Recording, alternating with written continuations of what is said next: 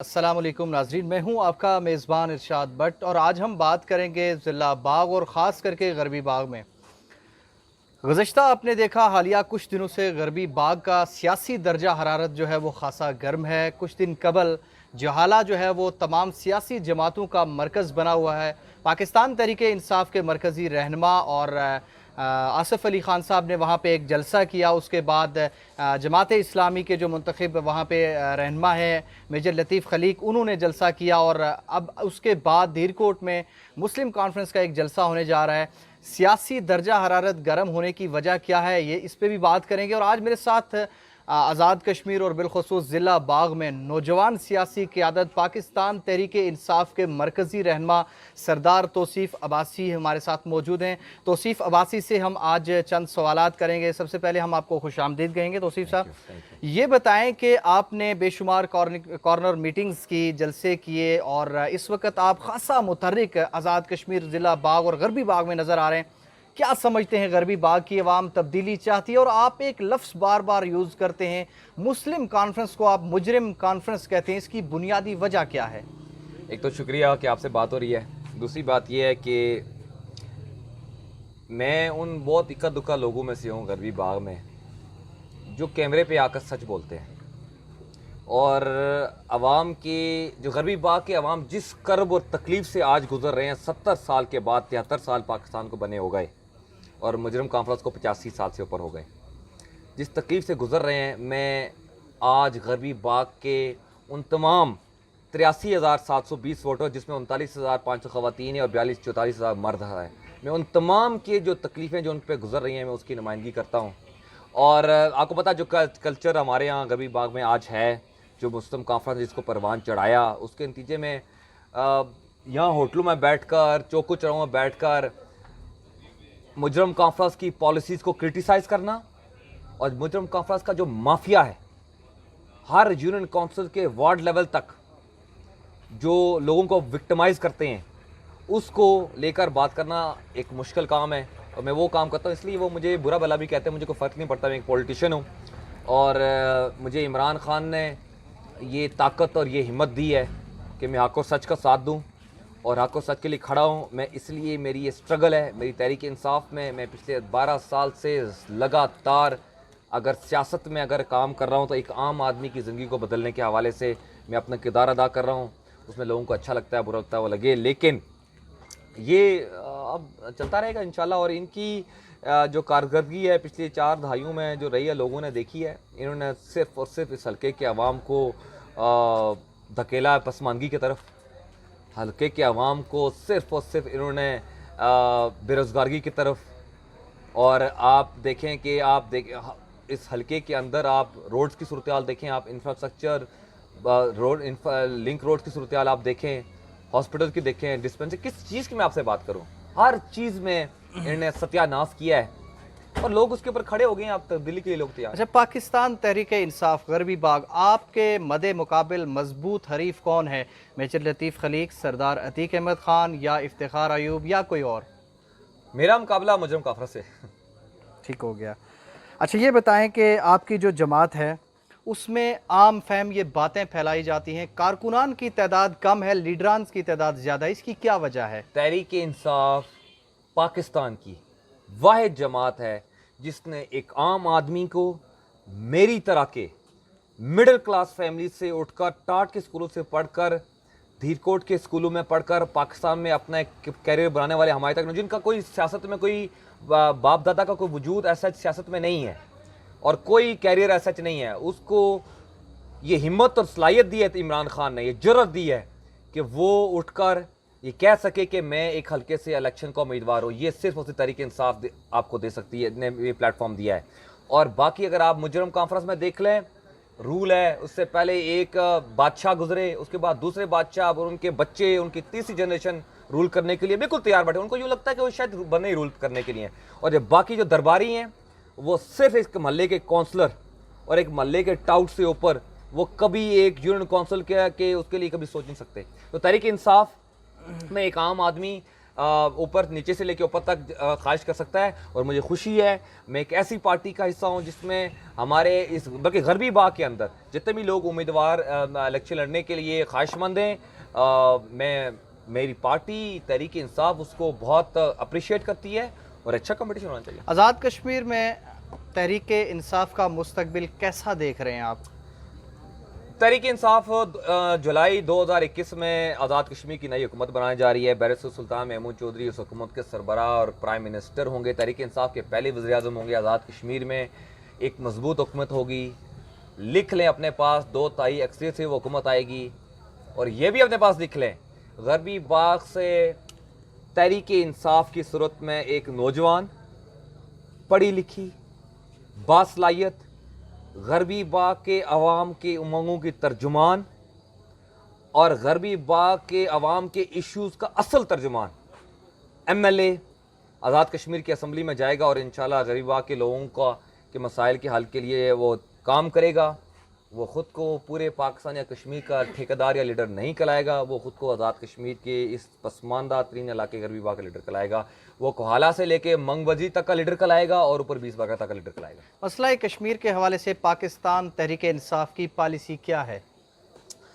मसला कश्मीर पिछले 73 साल में जो 20 गवर्नमेंट्स आई, डिक्टेटर भी बीच में आए, तो उसमें आप देख लें कि कश्मीर की पॉलिसी क्या रही गवर्नमेंट्स की। पहली दफ़ा पिछले 73 साल में तहरीक इंसाफ की सूरत में इमरान खान जब प्राइम मिनिस्टर बने और उन्होंने ख़ुद को पहली दफ़ा कश्मीर का एम्बेसडर कहलाया। ऐसा तारीख में पाकिस्तान कभी नहीं हुआ।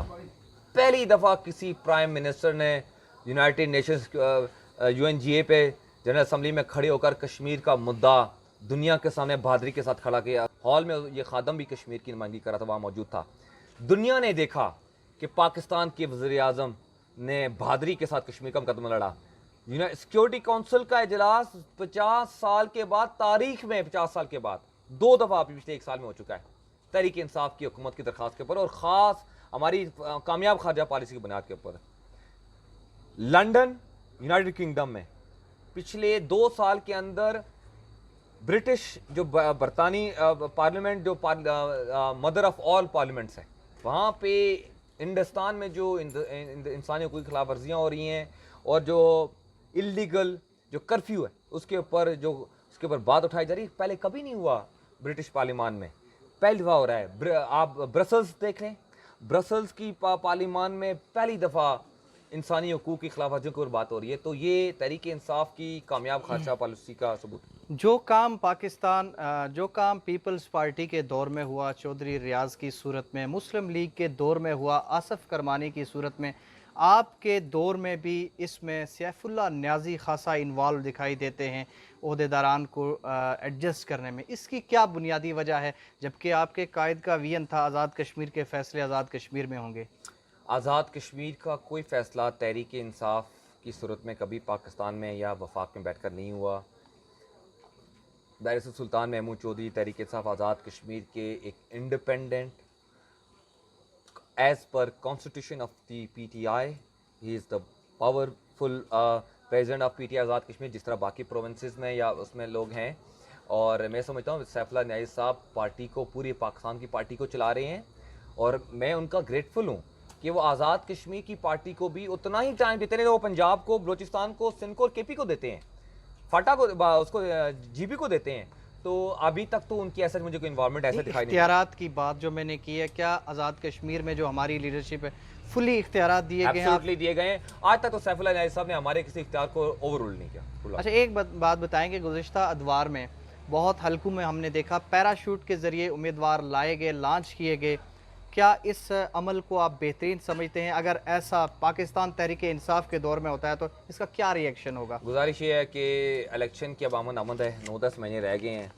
अब ये जो पैरा ट्रूपर पॉलिटिशियंस हैं, ये जो आप पर्ची वाले जो है पॉलिटिशियन है, ये क्या ये जिन इनका कोई नज़रिया वैसे होता होता कोई नहीं, मैं आपको ऑनेस्टली बताऊँ, इनका कोई दीन ईमान भी नहीं होता।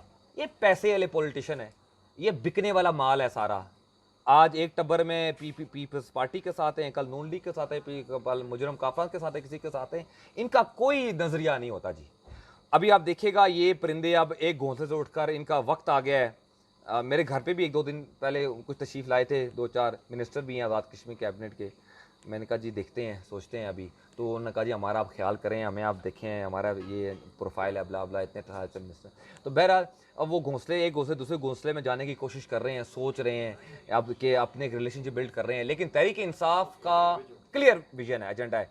इमरान खान ने गुज़िश्ता हफ्ते भी party president PTI Azad Kashmir को क्लियर ये इंस्ट्रक्शन दिए हैं कि अगले इलेक्शन में तहरीक इंसाफ के टिकट के ऊपर पीटीआई के फेसेस को इलेक्शन के टिकट देकर सामने लाया जाए। किसी पॉलिटिशियन, कंप्रोमाइज पॉलिटिशियन जिसकी पर्सनालिटी तहरीक इंसाफ के नज़दीक के साथ ना मिलती हो, जो जिसका चेहरा करप्शन की सूरत में लोगों को नजर आता हो, जो कंप्रोमाइज पॉलिटिशियन जिसने अवाम का इस्तेसाल 70 साल में किया। अब आप देखें पिछले एक हफ्ते डेढ़ में वो चल रहा है कि मुश्तरम कॉन्फ्रेंस तहरीक इंसाफ में जम होने जा रही है। ऐसा है। मैं आज दिन को भी बात कर रहा था कि एक ऐसी फ्रेंचाइज जिसकी 100 रुपए की वैल्यू अब नहीं रही, कौन सी वफाक की पार्टी है जो इस फ्रेंचाइज को खरीदेगी? कौन सी फ्रेंचाइज? इवन ना तो पीपल्स पार्टी इस थकी आ रही इस फ्रेंचाइज को, जिसकी मार्केट में वैल्यू, इसका मार्केट में अब शेयर कोई रहा कोई नहीं है, सब उसको छोड़ के भाग गए। अपॉर्चुनिस्ट ने भी अपॉर्चुनिटियां लेके अब उसको भाग गए। इस फ्रेंचाइज को, इस थकी आ रही फ्रेंचाइज को ना को पीपल्स पार्टी लेने को तैयार है, ना इसको नून लीग लेने को तैयार है। आजकल बिल्कुल डूबती हुई नून लीग, वो भी लेने को तैयार नहीं है इस बैगेज को। ना तो मौलाना फजल रहमान लेने को तैयार है, ना एमक्यूएम लेने को तैयार है। आपको क्या लगता है कि इक़्तिदार में बैठकर तहरीक इंसाफ, जब हमारी एक इंडिपेंडेंट गवर्नमेंट चल रही है, तहरीक इंसाफ को लोग मिन्नतें तरले कर रहे हैं हमें इधर के तो लोगों के थ्रू कि किसी तरीके से इस फ्रेंचाइज को लेकर कायद मुस्लिम कॉन्फ्रेंस को एक मुश्तरका टिकट गरीब बाग से मिल जाए और अपनी, ताकि उनकी सियासत उनकी बचे। लेकिन मैं समझता हूँ उनका टाइम पूरा हो चुका है। The game is up. अच्छा, तो सिर्फ एक बड़ा अहम सवाल है कि आप आज जिन लोगों को टारगेट कर रहे हैं, करप्ट हैं, माफियाज हैं, कल अगर वो पाकिस्तान तहरीक इंसाफ में आ जाते हैं, चूँकि एक हैवी मैंडेट उनके पास ऑलरेडी मौजूद है, क्या आपकी पार्टी उनको टिकट देगी या आप ज़्यादा तरजीह नज़रियाती लोगों को या नौजवान जो हैं उनको देंगे? मेरी पार्टी के अंदर कारकुनान, हमारे लीडरान गवाह हैं कि हमारी पार्टी को में आंखें डालकर हमने उसका हमने बाइकआउट किया और उसको हमने पार्टी से बाहर निकाला। और ऐसे कई आपको मसाले दिखाई देंगी पार्टी के अंदर। मेरी तरह के पॉलिटिशियन ने, सियासतदानों ने और कारकुनान ने पिछले 8 साल 10 साल सड़कों में गुजारे हैं, जलसे किए हैं, रैलीज किए हैं, 126 दिन के धरनाज हमने चलाए हैं, इस पार्टी के लिए सेक्रीफाइस दिए हैं दिन रात। इस पार्टी के लिए इस्लामाबाद में पाकिस्तान की तारीख के सबसे बड़े बड़े जलसे मैंने होस्ट किए हैं, मैंने उसकी कुर्बानियां दी हैं।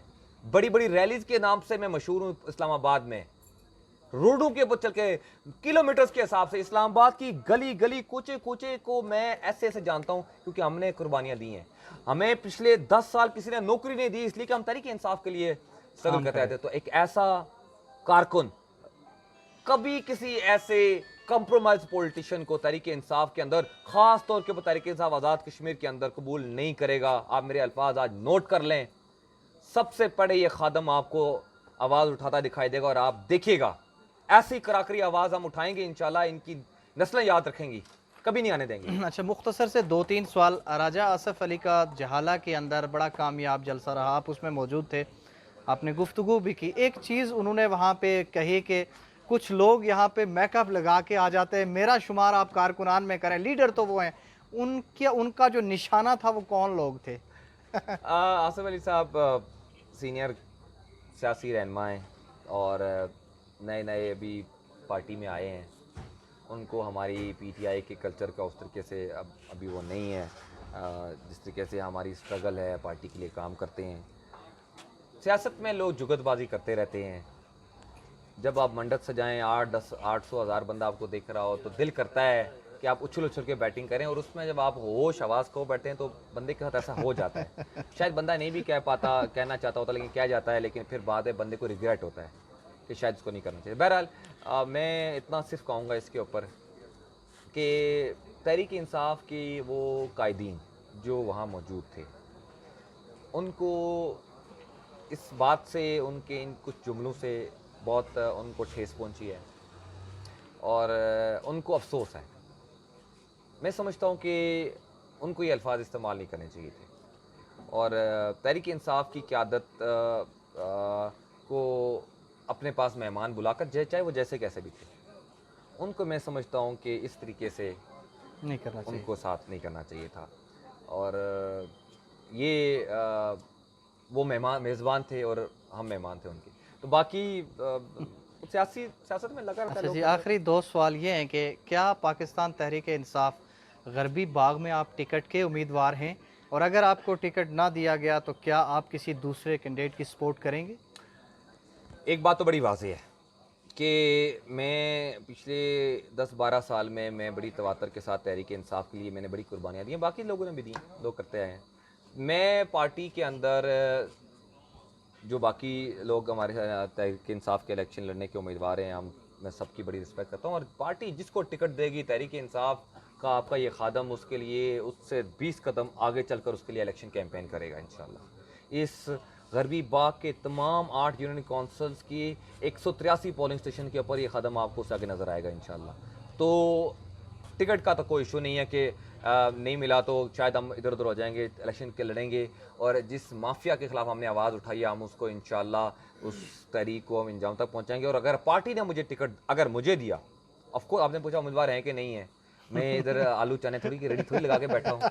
मैं पिछले 2.5-3 साल से तवातर के साथ इस हलके में अवामी ऑर्गेनाइज्ड मैं एक तहरीक चला रहा हूँ।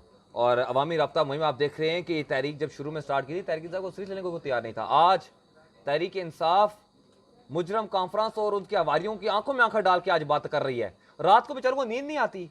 आप देखें कि हमारे MLA साहब बेचारे पूरा पूरा दिन तो फातिहा पढ़ते हैं लोगों के पास।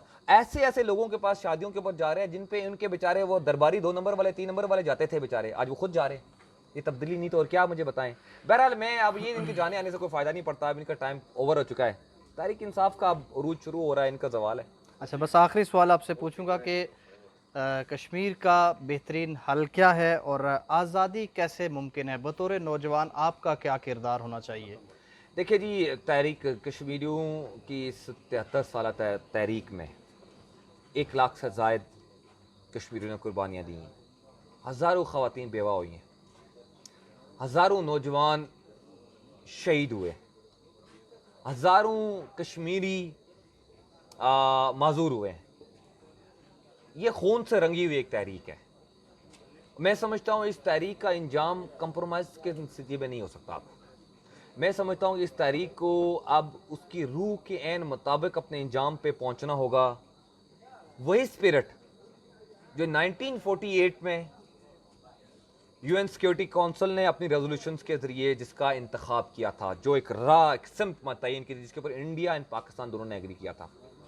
कश्मीर का जो सोल्यूशन है वो कश्मीरियों को उनका इस्तिस्वाब राय का हक देने के अंदर है। कश्मीरी फैसला करें कि वो किसके साथ इंडिपेंडेंट रहना चाहते हैं, कि पाकिस्तान के साथ इंडिपेंडेंट जाना चाहते हैं। असल इसका सोल्यूशन यही होगा जब भी होगा। बहुत शुक्रिया, मेरे साथ आज मौजूद थे एक समाजी, सियासी और मुतर्रिक नौजवान गरबी बाग की तकदीर बदलने जो जा रहे हैं और एक बड़ा विजन लेके निकले हैं। अल्लाह करे इनका ये ख्वाब पूरा हो। आपको ये हमारा प्रोग्राम कैसा लगा, यकीनन आप हमें कमेंट्स के ज़रिए फ़ीडबैक ज़रूर देंगे। मुझे दीजिए इजाज़त। अल्लाह निगहबान। तौसीफ़ साहब, आपका बहुत शुक्रिया।